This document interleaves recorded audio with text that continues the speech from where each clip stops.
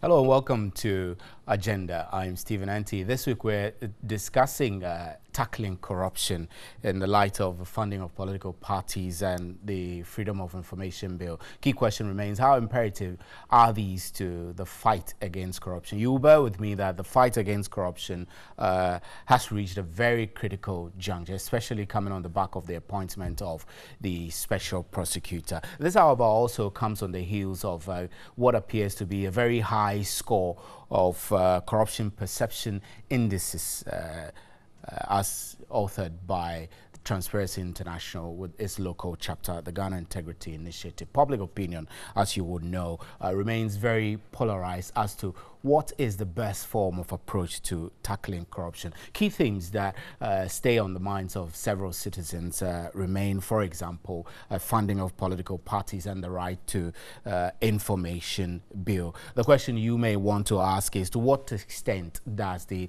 unaccounted expenditure of political parties impact governance and corruption in this country? Can we genuinely say that we're fighting a consistent war against corruption? Is there any link between access to information and how effective the operations of the Special Prosecutor's Office could be? I'm Stephen Anti. We'll take a break and we'll return. I'll introduce my guests for today. Stay with us, please.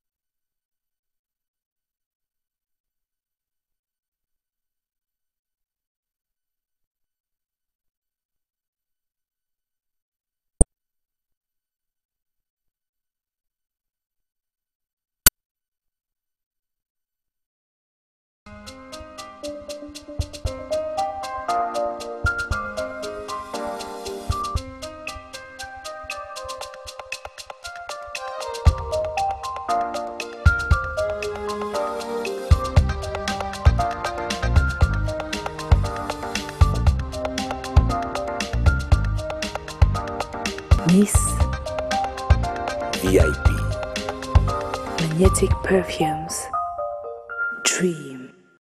Next on Sadia. Yes, I know who I am. Me, I can't sacrifice my life for anybody. Not Sadia. No, Debbie. If Don Pedro is after you, then the rest of your life belongs to him, Jamal. Then it's war. Eh? Jamal. Yeah. You're smoking inside a powder. I don't like that scent at all. I don't want to get close to him. Alice. What? There's nothing of Vicky. But I hope he doesn't make a mistake out of this. Don Pedro doesn't meet any woman who is not part of his family. Well, I'll be the first. Good luck. Sadia shows Mondays and Tuesdays, 8 p.m. right here on TV3. Don't miss it. And it's brought to you by Melcom, where Ghana shops. Vodafone, the future is exciting. Ready? Proper sanitary pads. And Origin Bitters.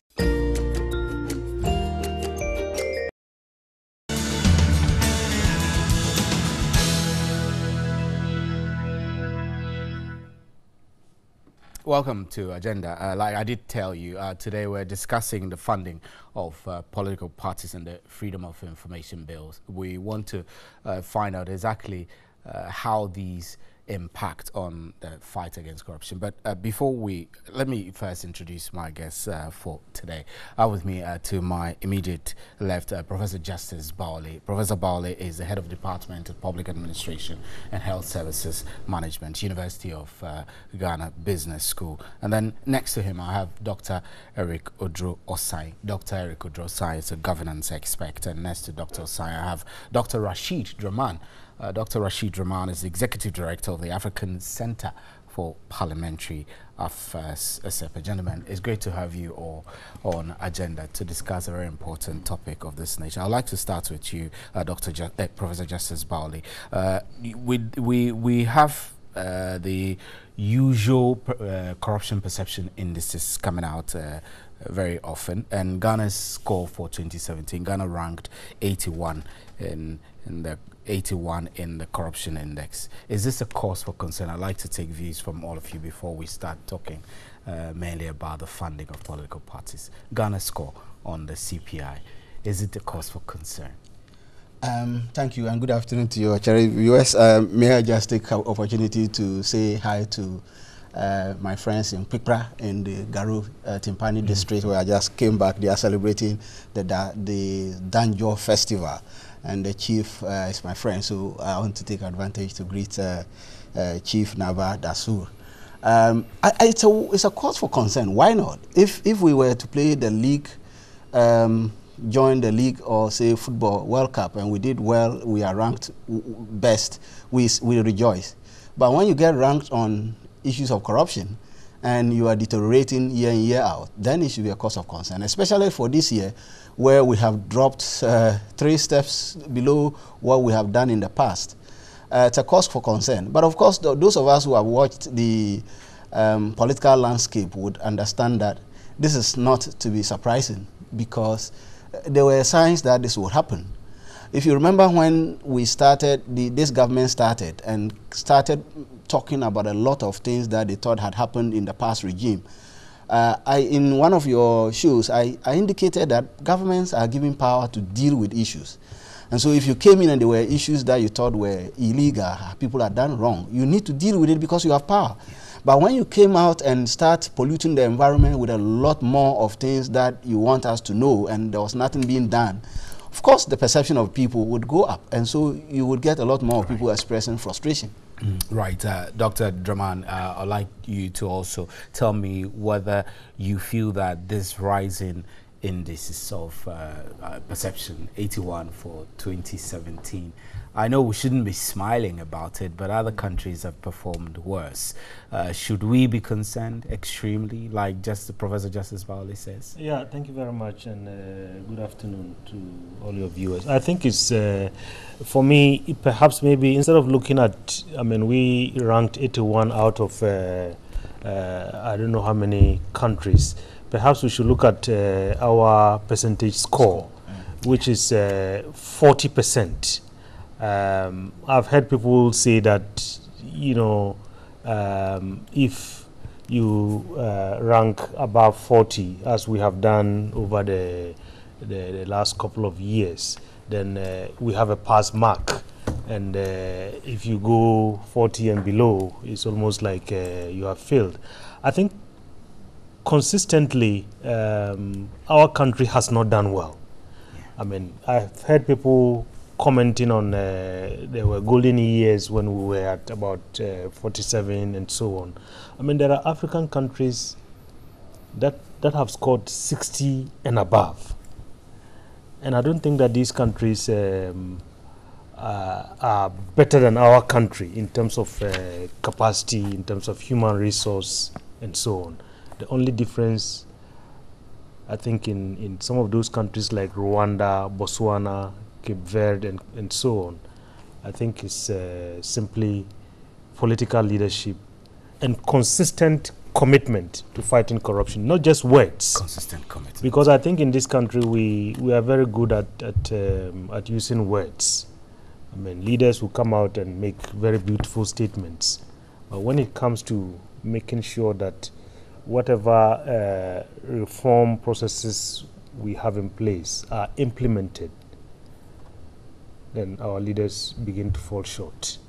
And I think that is what has resulted in the kind of scores that we see year in, year out. If you look at our record in the last maybe 15, 20 years, I don't think anybody should celebrate. Dr. Odrosai. I think I share in the same, I share with them, the concern that we shouldn't be celebrating at all, especially if you look at our performance since 2012. Since 2012, in 2012 we were 45%, we scored 64th. 2013, 46%. So it seems to me that we've not gone past 50% as a country, and that is a source of worry. And most especially, looking at the number of countries this year, out of 180, we scored 81. we're 81st. It's not the best of things. It's a perception issue. So what we need to do is to deal with it. And that requires proactiveness on the part of government and all of us. We should ask ourselves, so what do we do? Because to score 40% in any examinations is total failure. Total failure. And to say that since 2012, as a country, we've not gone past 50%, it's a shame to all of us. It is a shame. We can't continue to pride ourselves that we are the beacon of democracy. Within democracy and good governance requires that corruption must be minimized. So I think it's a source of worry. We should deal with this canker here and now. Deal with it here and now. Professor Justice Baole, I'll come to you, but before I do that, I'll quickly want to quote the statements of Dr. Kujo Afari-Gyan during the Nationwide Consultative Forum on Financing Political Parties and the Electoral Process in 2003, and then and that from President Kufuor as well, to foreground our discussion on funding of political parties. Dr. Afari-Gyan says the problem of parties' inability to muster adequate resources to operate effectively must be a collective worry for us all, and not a challenge to the individual parties alone. That's Dr. Afari-Gyan. And then former President Kufuor also said, to me, the issue of public funding for political parties is more than making budgetary allocation to political parties.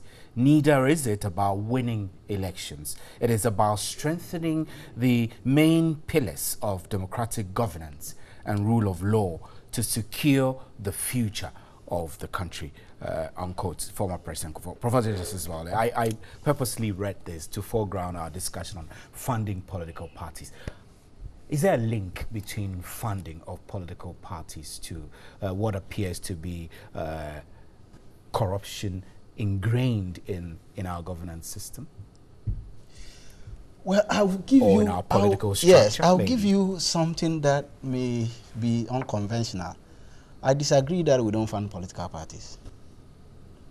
We don't have a law that directs how to fund political parties. Ask me where political parties get their money from, and I'll tell you they get it from the state, only through the back door. Thievery. Yes, so all over the year, over the years, we have funded political parties.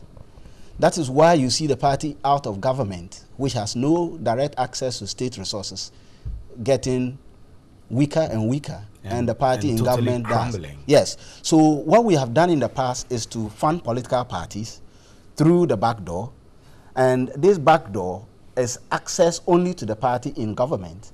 And so the party in government gets to establish itself, build structures, build, university or whatever, build their offices across the country, make their officers, rich.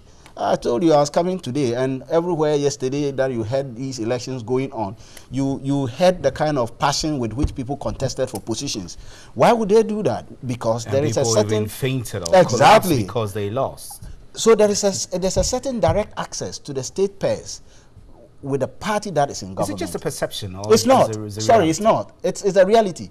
It's not. I mean, I don't, let me tell you, my student called me and asked me to come and contest for a parliamentary seat, and I said, I don't want. He said, and yeah, over the V8, in English, he says, if you are not coming to contest as a parliamentary candidate, it will take you ages to lie in to drive a V8. So there's not a perception. There's a clear direct link between political party and access to state resources. I pity those that have not had the opportunity to be in government. But even then, you would see, if you were to analyze critically, you see a certain connection. So parties that are not in government would align with the party in government. Then through the back door, they get funded somehow. Their officers get vehicles, their officers get paid, they get contracts in ways that allow them to also survive. And that is why, even though they don't get to be in power, and you don't know where they get their resources from, and we will be looking at where the parties can get their resources from. They still are active in there, especially during campaign time when they know that they can play into the game and get access to resources. So over the years, we have not legalized access transfer to political parties, but there has been direct access, transfer of our resources to political parties, and that is why you see that kind of interest happening. in there. Dr. Rashid Rama, I know that your group has been championing for what I will call regularizing the funding of political parties. I mean, I'm using that expression based on Professor Justice Barley's assertion that we appear to be funding political parties through the back door. What would you say should be done, one, to make sure that this back door is closed? Thank you very much. I think this is really worrying, and for me, as someone who works very closely with parliaments, not only here in our country but across the continent, there is something we call the Legislators Dilemma. That whenever a member of parliament is face to face with a policy issue or a law or raising his or her hand to vote or to make any decision at all in the House, they are confronted with the issue of who do they truly represent. Do they represent the people who send them to Parliament? Do they represent themselves? Do they represent country? Do they represent party? And so on. And I think it's been demonstrated consistently that in most instances, I think the parties hold sway. The parties have a very big stranglehold on these members of parliament, mainly because, like the Prof said, parties get funded by the state, but through the back door. And so you have, in most instances, we see that our politics is simply zero-sum. I mean, the party that wins, the executive controls all the resources, and through that, those resources are used to fund political campaigns and to fund political activities. And then you have representatives coming into the House, and instead of making decisions that are in the interest of you and I know we've been talking about corruption. The reason, one of the reasons why we have, prevalence of corruption and so on, is mainly because of some of these things. Dr. Osai, the CDD's reports suggest that cost of running successful campaigns for members of parliament has risen by 59% over the past 4 years period, covering 2 national elections. And they say that each member of parliament spends about 390,000 Ghana cedis on average to campaign. These statistics are a bit disturbing. So do you get the impression that it's like the MPs, the politicians, those contesting elections at constituencies and national levels, they have actually institutionalized corruption as a result of the heavy demand, financial demand on them to win? I would not subscribe to that. I don't have the evidence to suggest that. But what I think is happening in our country is that we've not paid attention to funding political parties and then funding of people contesting for political offices. We've left that particular bit very loose. But they get their funding. They get their funding. I'm coming there, you know, and nobody seems to be concerned about where they get their money from. For instance, there is no provision in the Political Parties Act that requires an independent candidate or a parliamentary candidate to disclose the sources where they get their money to finance their political parties or their activities. And when it comes to funding political parties, please let us look at the political party as an institution, the activities of the political party, independent candidates, as well as parliamentary candidates and other persons standing for elective offices. When you go to other countries, it is clear that they have state funding for political parties. You go to Guatemala, you go to Australia, they have state funding of political parties. But once the state puts money into the activities of a political party, the state auditor would have to audit that political party. Morocco, it is done. When you come to Ghana, in other countries, they have what we call a mixed model. The state will give you some funding. You also have to generate some funding from somewhere. But once the state puts in a peso or a dollar... But is state funding the right approach? Is it the way to cut this excessive corruption we see? Definitely it is, because people are now seeing funding political parties and being in politics as an investment. To the extent that people go to borrow money from banks, people sell their houses, so they put it into the activities of political parties. When the party wins elections, they expect to recoup, and you have to give them contracts. whether they are qualified or not. You have to find a way of compensating and them. Whether these contracts will be fairly executed or that is the other side of it. So I think that I would agree with the other panel members that let us institutionalize it, but then it shouldn't be only political parties. Let us look at what happens to the funding of the activities of all persons standing for elective positions in Ghana, including that of parliamentarians and even assembly members. And I can tell you that if we don't regularize that bit, if we don't legislate it, if we don't find a way of funding it, then we should forget about corruption.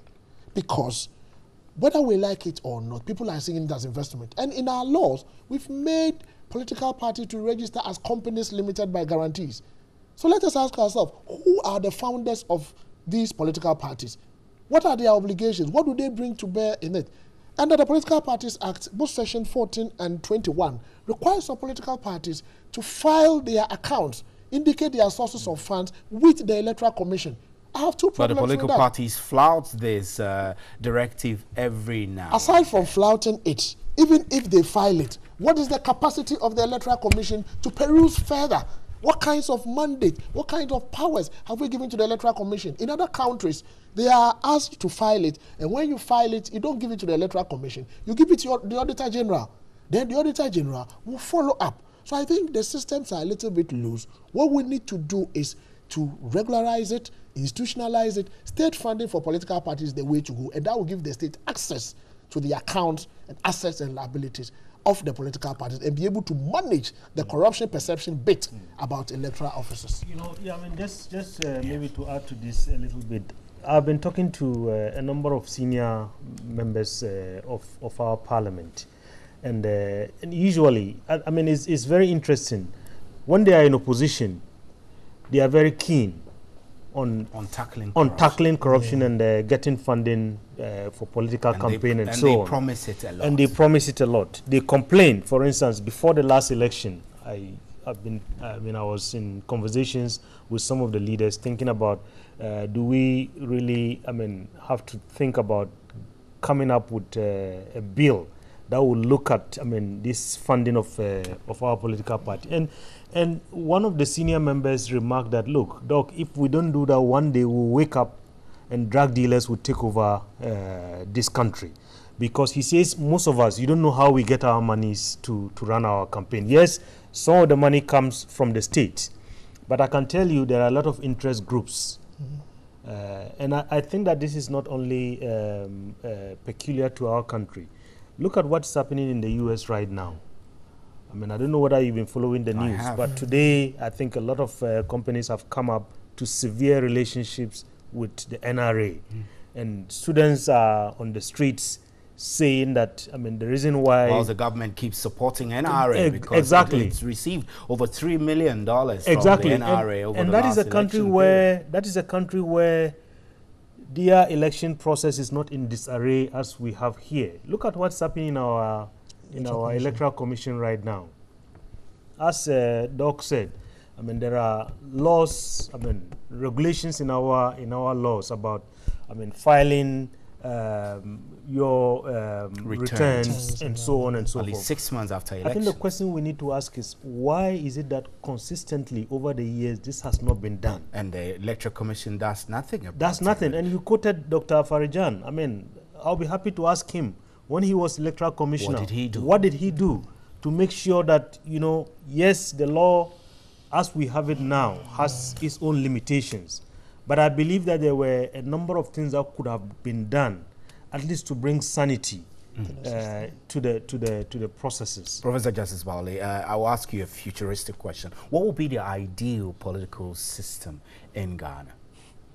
In terms of funding political parties? No, in terms of the structure that will make us have a political party system that is devoid of corruption, a political party system perhaps that is funded by the state, so that we wake up every morning, we go to work and we don't worry about corruption. Well, I think this is a question. This is a $1 million question, but I wish that it was possible to put it in the stimulation environment.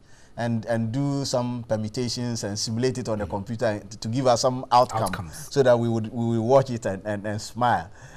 because, and why I say that is that the Ghanaian is so complex that if you were to put him in that kind of simulation environment, you may probably get a jammed system. And that is what we are likely to do as we want to project into the future. But I think practically what we need to do as a people is to begin to ask ourselves a question like that we have said. Who do we want to be in governance? Who do we want as a member of Yes, parliament? as a member of parliament. What kind of person must that person be? In terms of his qualification or his whatever, experience, everything. And also that what kind of person is he? In other words, if I were here and I didn't have the resources, but my people felt that I could be a good parliamentary candidate, will I be able to get into the race and win? Would you win when you're a poor person? You won't. That's the truth. You won't win. And that's why I say we need to be able to ask that question about who do we want to become a member of parliament. Is it that person who can finance the system and make sure he gets in there, or somebody who has the commitment, the passion, and the zeal to want to put himself up there? And I say we are complex and we would have difficulties in a simulation environment is because even the people who think that politicians should not be corrupt are themselves the people who make the politician corrupt. So it is difficult for us to stare out and say we are looking to get a political system that is not corrupt, because those of us who are expecting are the ones that make them corrupt, are there. So I'm looking to see us say that, look, if this is the criteria we want, such that we can get a secondary school leaver or a fresh university graduate who has the passion and wants to go serve his people to become, then the question will be, how do we ensure that such people are able to win the elections? And so then we will begin to take actions to remove the impediment that will make anybody who was not rich from getting in there.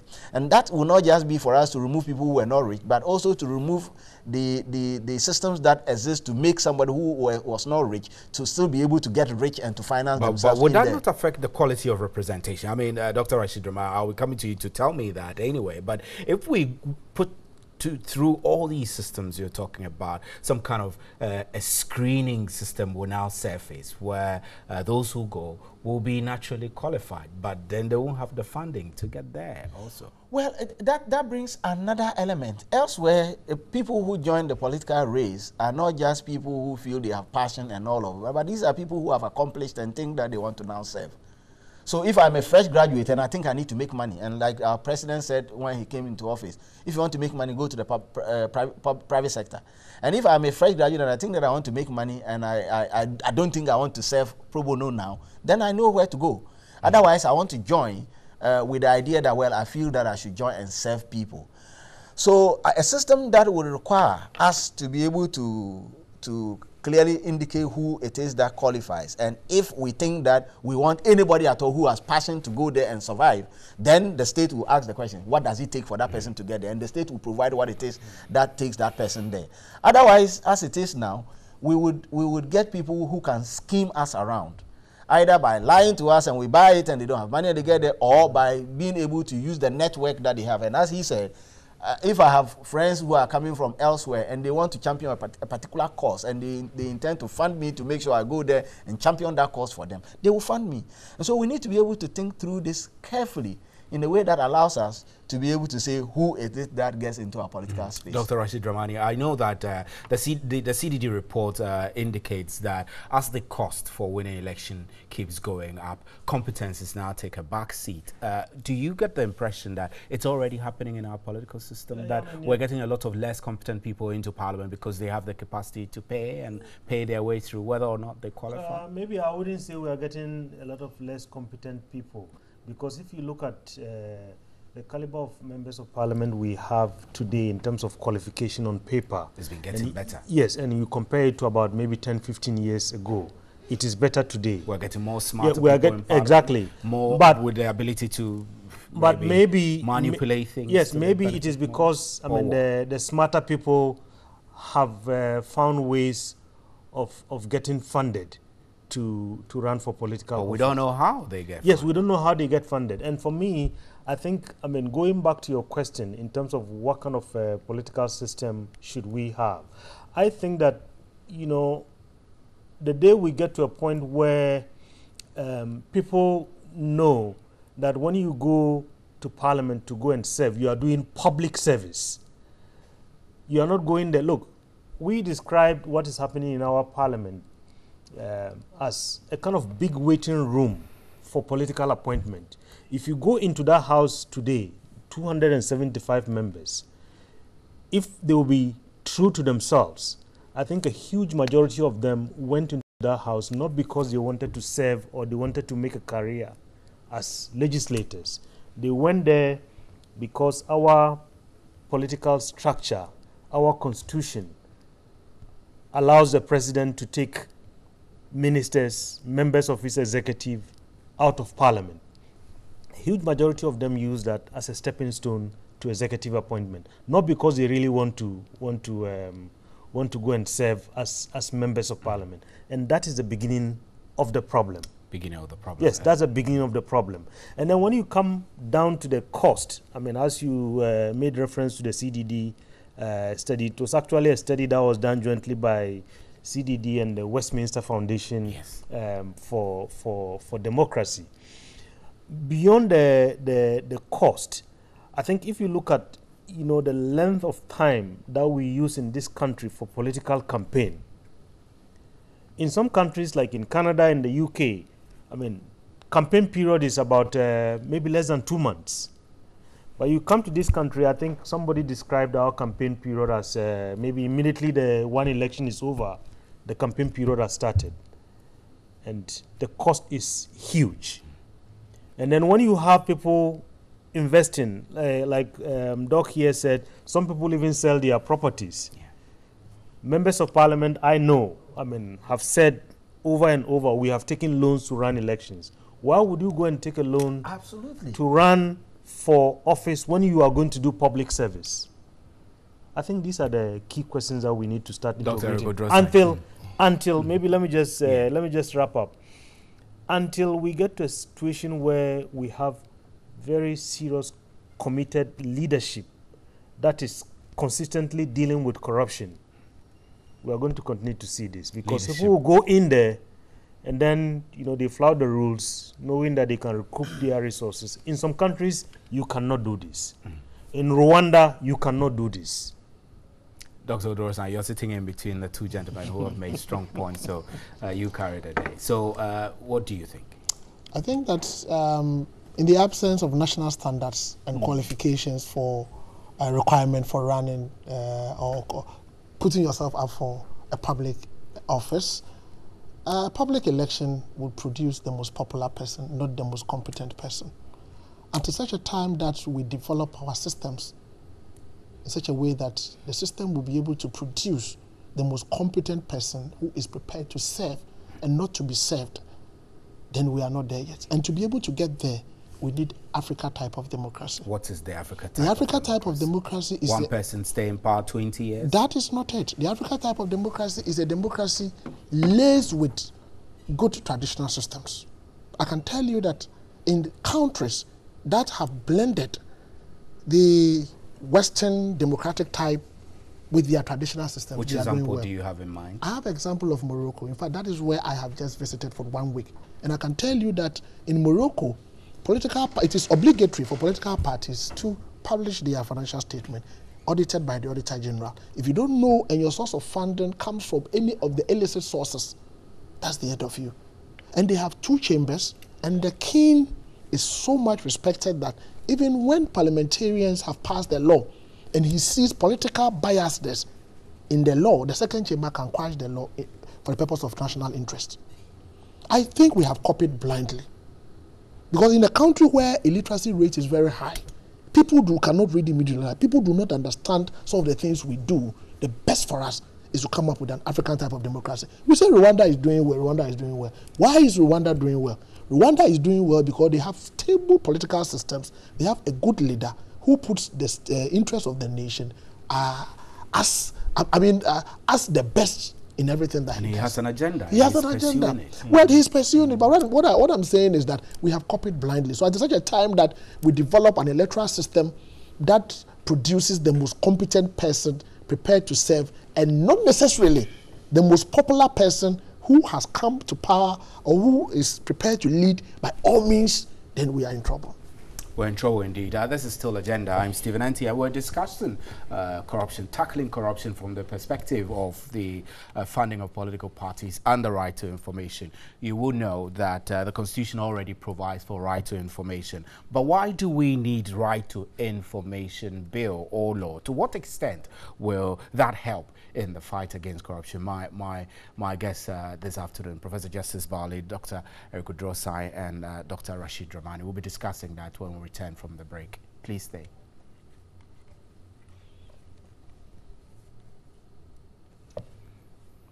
Right, I beg your pardon. Let's continue the discussion. I'll swing around to Professor Justice Barley, but let's first go back and listen to Franklin Kujo, who is actually against the funding of political parties. Because before we switch to the right to information, Franklin Kujo is president of Imani Africa. We only have a flag in democracy, but in terms of real value-enhancing democracy, what have we got? There's a lot of policy incoherence. People are doing things by themselves. You don't see any proper coordination. If we open the floodgates and allow many more people to create political parties, that will spell doom for our finances in this country. In fact, it will become a lifestyle and a source of employment. We don't want that. Let's go back and hear from Dr. Kwesi Jonah, who is a senior research fellow at IDEC, also spoke on funding for political parties.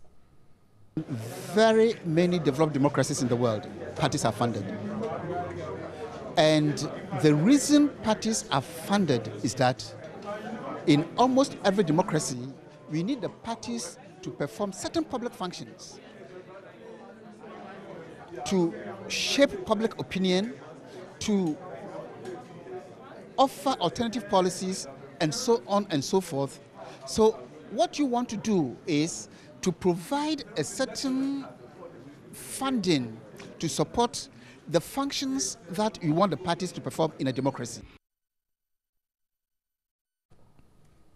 Right. Professor Justice Barley, we had Dr. Jonah and Franklin Kujo. Yes. Franklin's point, which stuck to my mind, is that when the state funds political parties, we get more political parties. Should we be worried about that too? No, I don't think it's correct. Probably not entirely the case that if we fund, we get more. Otherwise, we should get more lecturers because we pay lecturers, right? Otherwise, we should get more MPs because you're saying that you pay lecturers and you get more lecturers, but there are systems regulating. Yes. So of course, who is employed as a lecturer. So what it means is I'm not sure as a country we are just going to say the next day let everybody come, any party come get money. I'm sure there are going to be systems, but he made a point that, in my view, defeats the point that he made. The fact that we have policy incoherence, very bad policies coming out. And the very reason why we have that is actually the fact that the political parties are not coordinated. The political party sets up, and because they get money from wherever they have to get, they use the money to do what they consider as most important. If the state decides to fund political parties, what we would do is to direct, one, what the money would come from and where it would go. Elsewhere, for example, there is what is known as the policy development grant. So a political party that meets a certain criteria is given money to develop alternative policy. So you tell us that we are going to do this workshop one, or you are going to get a consultant to do this, or your team is going to do X, Y, to come out with, for example, alternative policies to free SHS. And the state provides the money for you to come out with that policy. So the state directs what you can do based on what money they are giving you. The other has to do with the fact that because the state does not provide funding, it is difficult to dictate who the state actually employs at its, the party actually employs at its staff. If the state would fund political parties, for example, pay staff of political parties, the state will put the criteria, who qualifies to become a party general secretary, for example, and what qualification they must have and what they should be doing. So the state would have a job description for political parties functionaries. So funding them doesn't mean blanket formation of XYZ political party, YYY political party. I think so. Dr. Odros, I'll change the discussion to the bit about the right of information. To what extent would a right of information law help in the fight against corruption? I'm happy you're a lawyer too, though. Thank you very much. The right to information is guaranteed in the Constitution, and information is critical. If information comes late, it's useless. And if you want to fight against corruption, then people should have impeccable information. That is why we have security and intelligence. The intelligence system feeds on information for the security to act. If you don't have credible information, you can't fight corruption. And I can tell you that you can decide to suspect. But you just mentioned that the right is enshrined in the Constitution. Yes, in the Constitution. If that is guaranteed in the Constitution. Why do we need the right to information bill Let or me law? explain. If the Constitution makes a generic provision, you require an enabling act to operationalize the specifics of the provisions in the Constitution. That is why we need a Right to Information Act. But I don't know what the fear of some people are. Because if you pass the Right to Information bill into an act today, people can have an unrestricted access to credible information that can help in fight against corruption. And they can use legitimate means. But I think they are preventing people from getting it. And you see, if you prevent people from having access to information, they try to script the agenda by coming up with their own information. We tried closing the gap by passing a Whistleblowers Act so that people who have some impression or a sense of some corrupt activities can blow their whistle. Ask yourself, to what extent have we even sensitized people? How many people blow the whistle anyway? And if you blow the whistle, what is the guarantee? What's the security that you will not be exposed? You know, so it is not all about passing the act. But if you pass the act and you fail to put in place systems to ensure that you can get this information and use it well, we are going to be in trouble. But I must tell you that it is long overdue, and with a country that prides itself with its democratic credentials. It's a shame. It's a shame. No wonder we've not gone past 50% in the CPI since 2012. Dr. Rashid Romani, I know that your parliamentary center, your center has been doing quite a lot of lobbying to get to make sure that we have a right to information law. What is your position seeing the state of lack of right to information in our country now? Thank you very much. I think, certainly it's very long overdue. I think this has been in Parliament close to about a decade and a half, about 15 years now. Does it surprise you? It doesn't surprise me. It doesn't surprise me because we are a country, of course, that lives on past glory. We are always very quick to say we're first to do this, first to do that. But when you push and scrutinize closely, I think we are just simply living on past glory. What I want to say about this this right to information is simply that research has shown that just simply having the right to information law doesn't reduce corruption. What does it do then? In fact, research is even showing that having the right to information laws, sometimes, particularly if you don't pay attention to certain key provisions of that law, corruption goes up. For instance, people who have to provide the information have a lot of discretion. And when you have people with a lot of discretion and that is not controlled, then you have a situation where they will decide when they have to give you the information. So for instance, in England, there is research that has shown that, in fact, it takes, I think, about 2 or 3 months before people get information when they request for it. As a result, it has created a huge backlog. Meanwhile, the law says 30 days. Exactly. And then, if you go to India, research has also shown that what is really happening is that people actually go and bribe in order to get information. So the mere existence of that law doesn't reduce corruption. It rather, particularly when the human element and the discretion is not properly controlled. That's very interesting. So what would be your suggestion then? Well, I think what would be my suggestion is that, look, when we have this law, I think the provisions must be provisions that are very strict, that are very clear, And then we have to ensure that, those provisions are respected. And anyone who flouts any of those provisions would have him or herself to blame in terms of breaking the law of the land. Do you get the impression that it is these, I'll call them blind spots, that is making it pretty difficult for successive governments to pass the right to information? No, I don't think our members of parliament and our public officials are very much aware of this research that I'm making reference to. I think simply, observing Parliament and observing how things play out there, I think the two parties have failed us over the years because I think they are living in fear that once this law is passed, it's going to open the Pandora's box. It's going to expose a lot of things that they would otherwise want to keep under wraps. So do you think, are these fears based on suspicions, or you think they're well informed? Well, these fears are, certainly based on partly on suspicion, partly grounded, because I have seen some countries also, despite the fact that, research is showing lack of clear correlation between, corruption levels and the freedom of information law.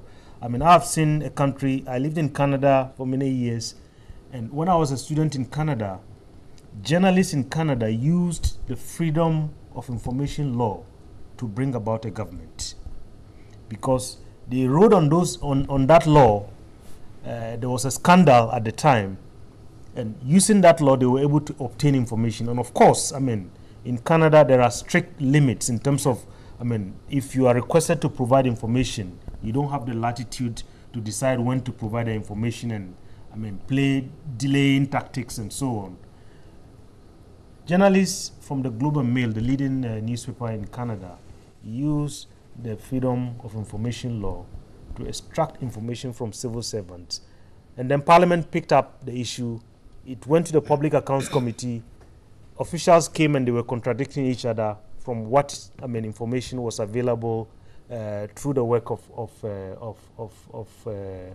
investigative journalists, and that led to a very big election. And the Liberals at the time lost their majority in Parliament and lost power.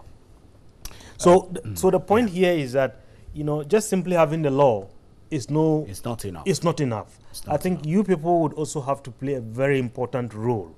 And I think there are concerns about how you people practice your profession, because many people believe that we cannot simply rely on you because we don't get credible information. Exactly, and then most of you are also not credible. I'm very sorry to say, that's fine. Very sorry to see this on this platform.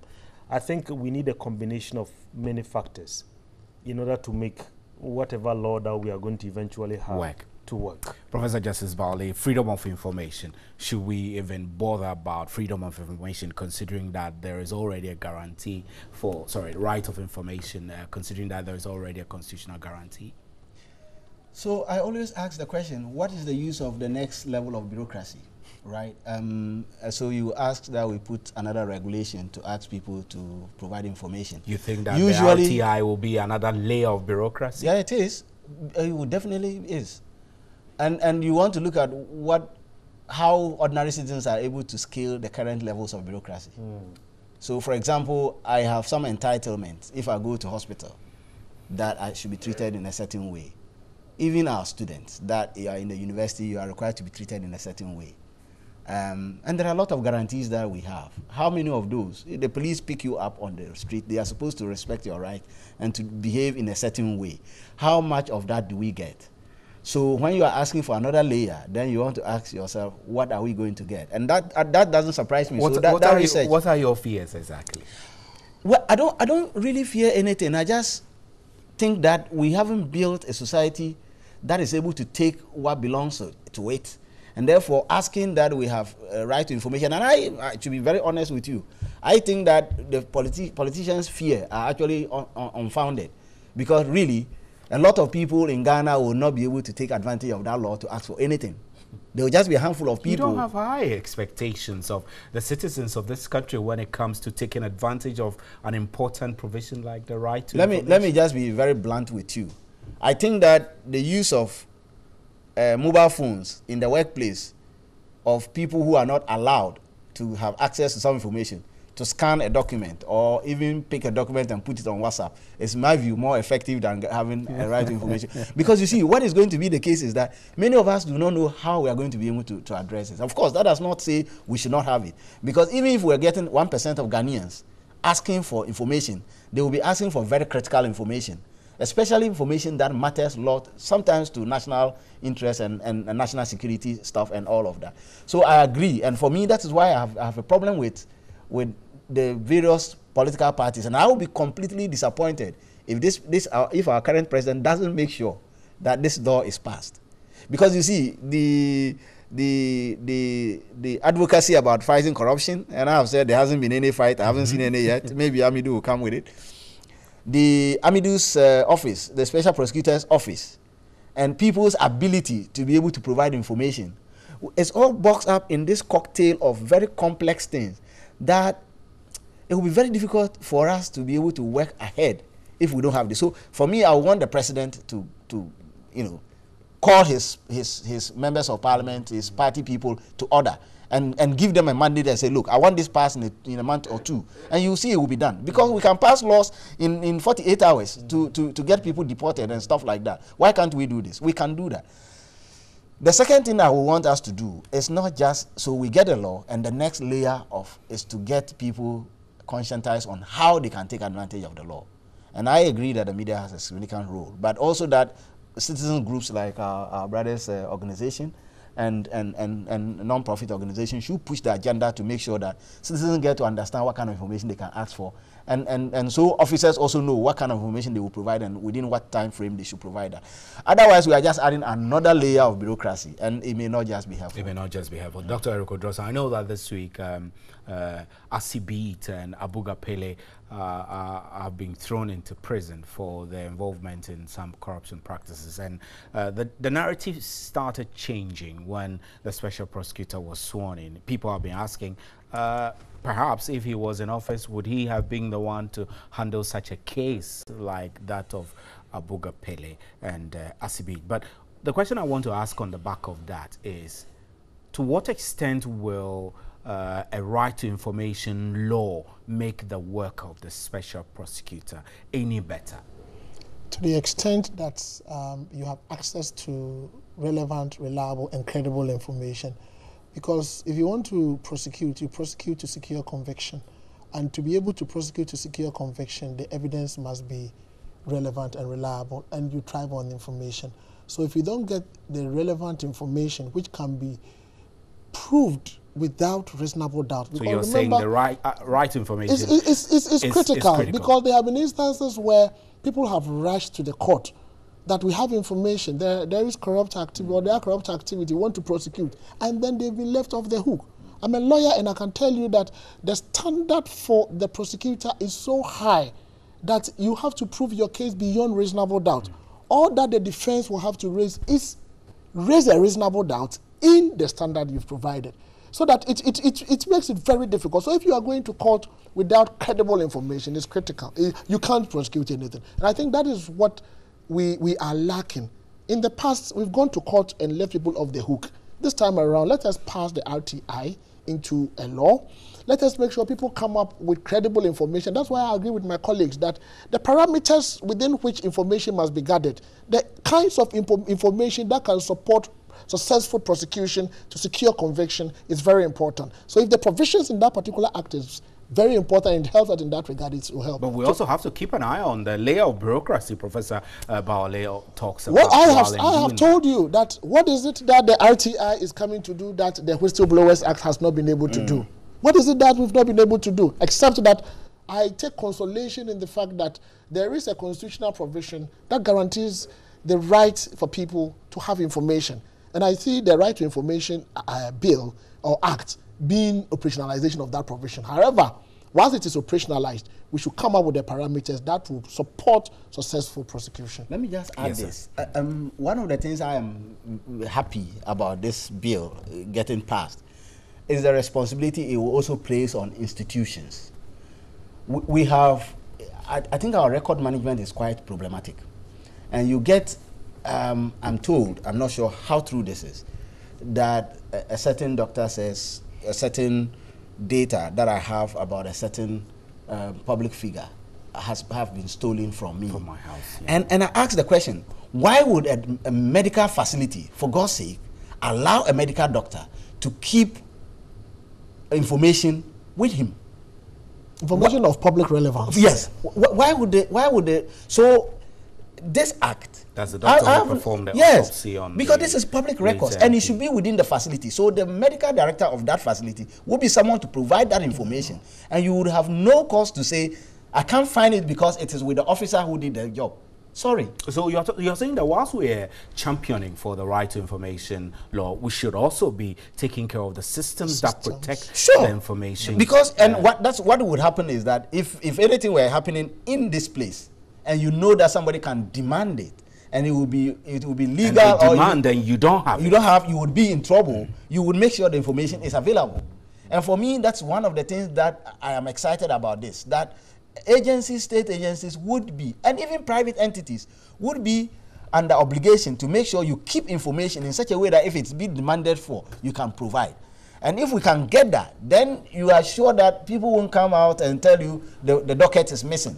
The docket is missing. The officer who is responsible, not the officer that did the job, but the responsible officer, the head of the institution, would have the responsibility to provide that. And so there will be a certain reawakening within the public service that information is not for me, but it is for the state, and that I have to protect it in such a way that when it's been looked for, we can find it. Dr. Rashid Dramani, I want to ask you a very critical question before I shift for Dr. Eriko Drosai to wrap up. With or without the Right to Information Bill, the Special Prosecutor's Office is here now.